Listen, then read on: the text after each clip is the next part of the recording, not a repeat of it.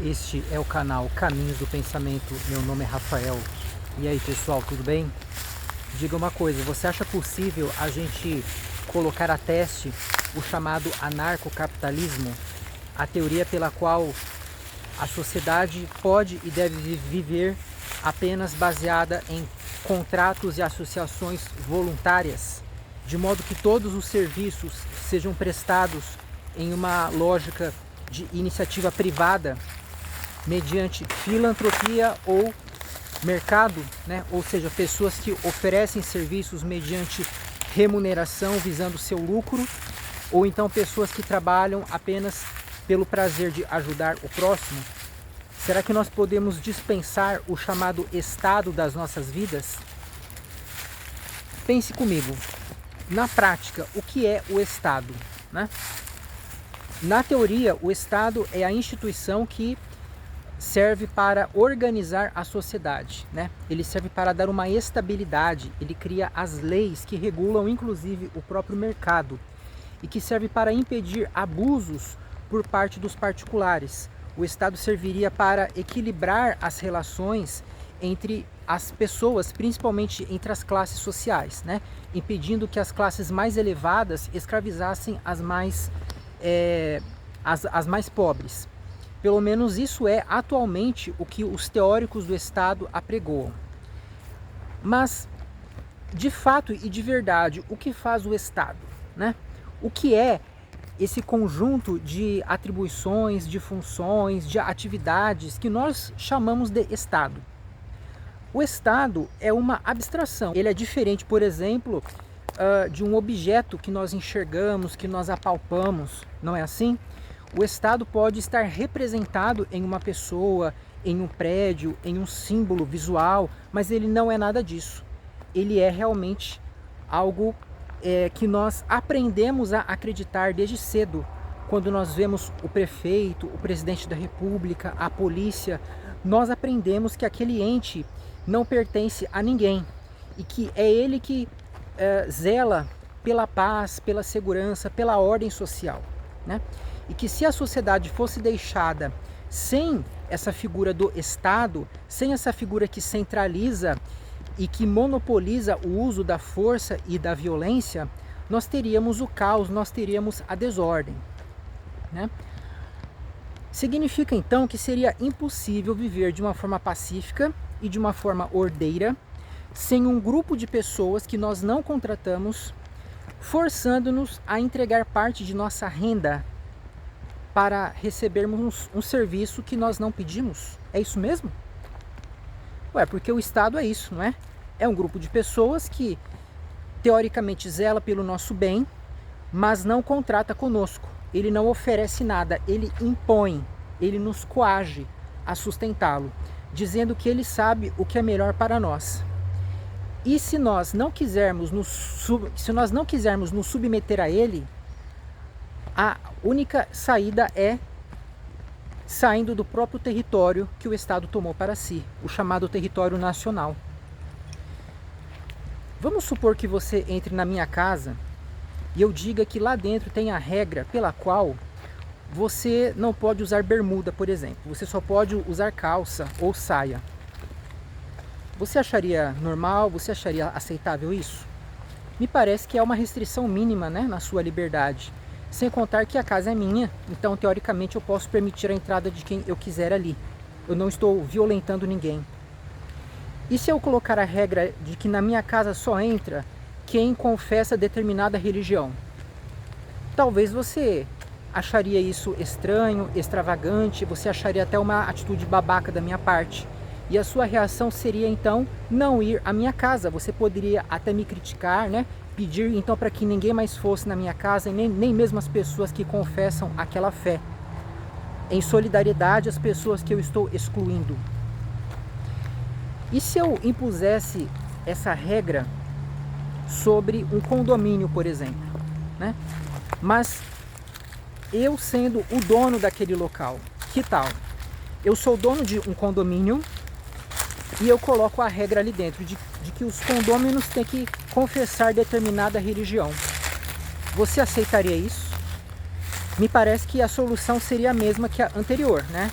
o local é meu, porque eu adquiri ele pacificamente, eu não tomei ele à força de ninguém, né? Eu recebi aquele local em doação, ou então eu comprei, ou então eu trabalhei em uma terra que não era de ninguém, né? Fiz aquela edificação, contratei pedreiros, contratei engenheiros que fizeram aquele condomínio, e agora eu ofereço aquele local para quem quiser morar sob essa condição que eu estou colocando. Então, a princípio, não me parece que ninguém tem nada a opor. Ninguém pode resistir a essa regra, a não ser que a pessoa não queira morar ali dentro. Aí, no caso, ela não vai assinar o contrato comigo, né? Ela não será uma condômina. Ok. E o território nacional? Quem é o dono do território nacional? Será que o Estado adquiriu as terras que ele domina de uma forma pacífica? Será que ele tem o direito de dizer que ele pode impor as leis naquele local? Olha, pessoal, a gente não precisa raciocinar muito para saber que o Estado é um órgão essencialmente restritivo, ele é um órgão coator, ele é um órgão arbitrário. E uma vez que ele se impõe à força naquele território, ele estabelece uma paz, como eu posso falar? Uma paz arranjada, uma paz improvisada, porque ele não admite que as pessoas se organizem da forma como acham melhor, de um modo voluntário. Se alguém tiver uma ideia diferente ali dentro, o Estado não permite que essa ideia seja posta em prática, né? O Estado só permite que as leis funcionem dentro dele mesmo. Ele é que vai criar as leis. Se alguém quiser criar alguma lei que valha para a vida das outras pessoas, essa pessoa tem que se tornar parte do Estado, tem que se tornar um legislador. Se nós estivermos falando de um Estado democrático, né, que permite que as pessoas participem de sistemas de votação, de eleição, para que elas ocupem então o seu cargo legislativo temporário.